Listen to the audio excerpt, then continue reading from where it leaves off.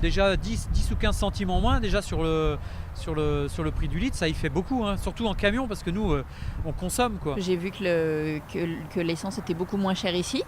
Je savais que je devais en prendre sur mon trajet, du coup je me suis arrêtée un peu avant de ne plus en avoir. C'est une première en France. La société d'autoroute AP2R vient d'ouvrir à Dracé sur la 6 une station-service sous sa propre marque Fully. L'objectif, c'est de vendre ici le carburant en moyenne 10 centimes de moins que dans les autres stations d'autoroute. On est quelques centimes au-dessus des prix des grandes surfaces, mais on est au prix des stations de ville, ce que l'on peut trouver finalement en dehors de l'autoroute. Nous, en tant qu'autoroutiers, on a vraiment intérêt à ce que les gens puissent faire la pause quand ils circulent sur l'autoroute. Et on constatait quand même le prix du carburant était un frein à ce que les gens s'arrêtent, prendre de l'autoroute sur nos aires. Et les premiers clients de la station Fully à Dracé sont agréablement surpris par de tels prix sur autoroute. C'est forcément intéressant parce que c'est réellement très cher et puis évidemment il y a une communion de prix, hein, ça il n'y a pas de problème, il y a une entente cordiale, donc la concurrence ne joue pas. C'est une sorte de, c'est un marché complètement captif, donc je trouve que c'est bien. Et la société AP2R envisage de déployer d'autres stations sous sa propre marque dans son réseau, une quinzaine d'ici 6 ans. Oui, ici c'est une première, on a lancé cette aire, donc, comme je vous le disais, début avril, mais on envisage bien sûr de le développer si le concept fonctionne et ce qui a l'air d'être assez encourageant au vu des retours que l'on a de nos clients.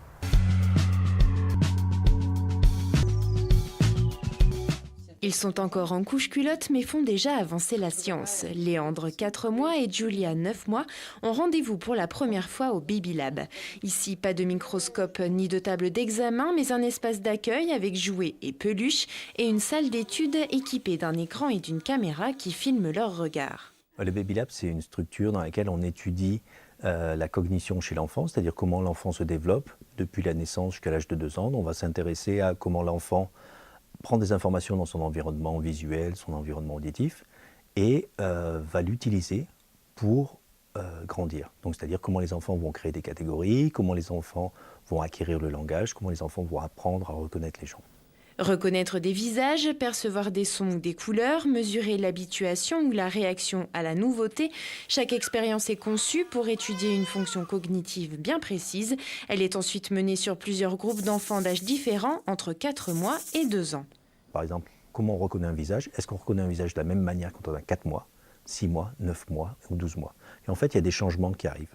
Par exemple, à l'âge de 6 mois, les enfants vont reconnaître tout type de visage. Ils peuvent reconnaître aussi bien quelqu'un qui est de type européen, qui est de type asiatique, qui est de type africain. Cependant, vers 9 mois, les enfants vont devenir un peu comme les adultes, c'est-à-dire qu'ils vont avoir des problèmes à reconnaître des visages qui sont moins fréquents dans leur environnement. Et ça, c'est ce qui nous intéresse. Qu'est-ce qui est en train de se passer? Pourquoi il y a des changements qui se produisent au cours du développement? 2 fois par semaine, les équipes du Baby Lab font le tour des maternités pour recruter de nouveaux bébés. Une expérience validée pour Anne-Lise. Oui, dans la mesure où c'était possible, ça me semblait naturel de le faire. Et mon mari l'avait déjà fait avec notre deuxième, avec Madeleine, à Paris à l'époque. Et il avait trouvé ça très rigolo aussi, de voir comment elle réagissait. Voilà. À mon tour de vivre ça. Pour Julia et Léandre, la mission est accomplie. Entre bâillements et gazouillis, les 2 bambins ont été très réceptifs aux images et aux sons. Ils repartent avec un petit livre imagé parfait pour éveiller encore plus leur curiosité. Financé par le CNRS et l'Université Grenoble-Alpes, le Baby Lab reçoit chaque année entre 350 et 400 enfants.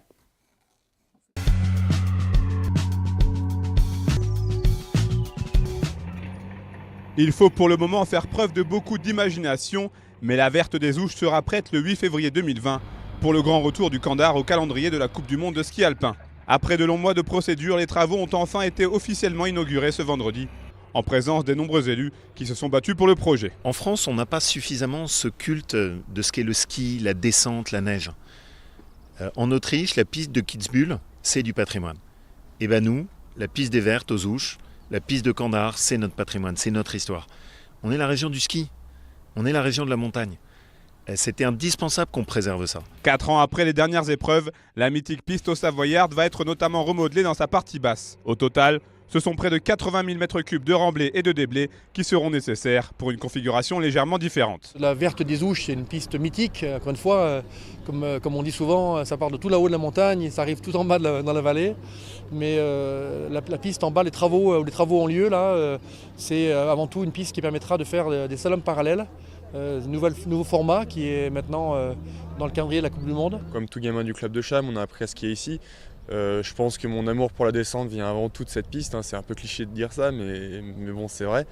Donc à part le bac qui sera un peu remodelé pour les prochaines épreuves, à part ça, ça restera sensiblement la même. Mais je pense que ça reste une piste, même si elle est moins exigeante que certaines sur le circuit, ça reste une classique de la Coupe du Monde de ski alpin. D'un coût total de 9,7 millions d'euros financés par l'État et les collectivités concernées, ces investissements ont le mérite de rassembler autour d'une volonté commune. Ces épreuves de haut niveau pour le département de la Haute-Savoie, c'est une référence, c'est un élément qualitatif, c'est une image de plus que nous accrochons à notre palmarès et en même temps que nous essayons de jouer dans la cour des grands, mais nous partageons avec les enfants, avec les adolescents.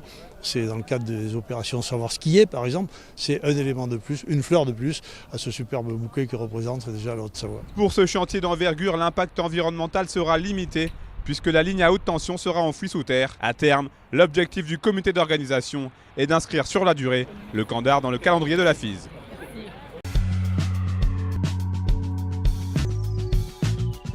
Elles n'ont plus le même maillot, mais elles ont la même passion. 27 jeunes filles âgées de 13 à 19 ans sautent le pas pour s'essayer à l'arbitrage cette semaine à Andrézieux-Boutéon. Alors que le foot féminin est en plein boom, la formation des jeunes arbitres est un peu à la traîne. C'est donc sous le regard bienveillant de l'ancien arbitre de Ligue 1 Wilfried Bien qu'elle s'initie à cette tâche souvent ingrate mais essentielle. C'est la rentre dans le plan de la féminisation de l'arbitrage. On essaye de suivre, mais le TGV du football féminin est bien lancé. Nous on essaye avec nos moyens et espérons qu'on va réussir à monter dans le train pour pouvoir justement augmenter nos effectifs. Les jeunes filles apprennent énormément malgré leur amour et la pratique du football. Ça change d'univers. On découvre de nouvelles choses, il y a plein de trucs à apprendre en plus en tant qu'arbitre. Il y a plusieurs visions. En gros, vision de joueuse, l'arbitre il n'est pas forcément bien vu. Donc le fait de savoir certaines règles de l'arbitre, tout ça, donc ça change vachement la vision de l'arbitre. Nous, on connaissait nos règles de joueurs, mais on ne connaissait pas les règles qu'un arbitre pouvait avoir. Une formation qui tombe à point nommé, alors que la première arbitre féminine s'apprête à officier lors d'un match de Ligue 1 entre Amiens et Strasbourg ce week-end. Forcément un exemple pour ces jeunes filles. Bien sûr, ça fait rêver. On se dit qu'enfin une fille va arbitrer un match de garçons. Qu'enfin une fille va va être traitée comme un homme, va pouvoir arbitrer un homme et pas des femmes. Donc là, ils la mettent à la même hauteur que les hommes. Non, je pense que attendre 2019, c'est assez tard. Parce que ça fait, je pense, vous avez un moment qu'il y a des arbitres féminines, peut-être peu, mais c'est quand même assez tard qu'une arbitre féminine arbitre des garçons en Ligue 1. Une bonne nouvelle aussi pour Wilfried Bien qui attendait cette évolution. Oui, c'est pour elle, je pense, une étoile, puisqu'elles m'en ont toutes parlé. C'est un objectif inavoué pour quelques-unes d'entre elles, de pouvoir peut-être un jour évoluer au même niveau. Et je pense que pour l'arbitrage féminin au sens noble du terme, c'est une superbe image et ça va permettre de susciter quelques vocations. Et sachez que pour parvenir au plus haut niveau féminin, près de 10 ans d'arbitrage sont nécessaires. Le plan de formation mis en place par la Fédération française de football a fixé un objectif de 2000 arbitres féminines d'ici 2020.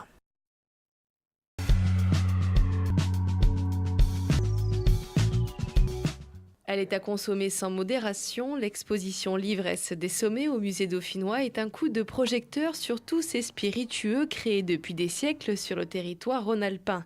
Chartreuse, génépi, absinthe, eau-de-vie, liqueur. Retour sur ces breuvages made in Alpes qui ont participé à l'histoire culturelle, sociale et industrielle de la région. Alors au XIXe siècle, il y a un changement profond dans la société, la bourgeoisie qui est en expansion, le repas qui devient important. On va avoir une diversité de petites entreprises artisanales et industrielles qui vont couvrir le territoire et qui vont produire une diversité incroyable d'alcool jusqu'à l'absinthe. Un bouilleur de cru qui disait « l'agnole, c'est mon médicament, l'agnole, ça dissout le cholestérol ». L'ivresse des sommets retrace également l'évolution des modes de consommation, essentiellement médicinale. Elle va devenir au fil des ans un plaisir gustatif. Avant, l'alcool faisait partie de la vie, on se réchauffait avec de l'alcool, on se soignait avec certains alcools comme la vulnéraire ou la gentiane, on luttait contre le froid, on luttait contre les maux, contre les douleurs. Aujourd'hui, c'est plus une boisson de plaisir. La gnôle, la goutte faisaient partie de la vie quotidienne pratiquement dans les sociétés rurales, alors qu'aujourd'hui, on boit que dans certaines occasions. Et c'est au début du XXe siècle que des mouvements contre l'alcool prennent forme, avec notamment la suppression de l'absinthe en 1915.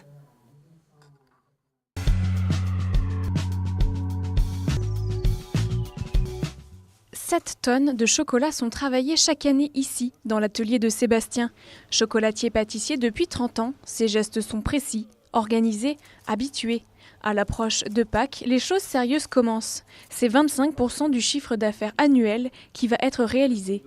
4000 pièces en chocolat sont fabriquées, comme cet œuf par exemple, qui se vend très bien. Et ça c'est la même chose avec tous les sujets, hein, les petits, les gros, les moyens, c'est la même chose. On moule 2 fois.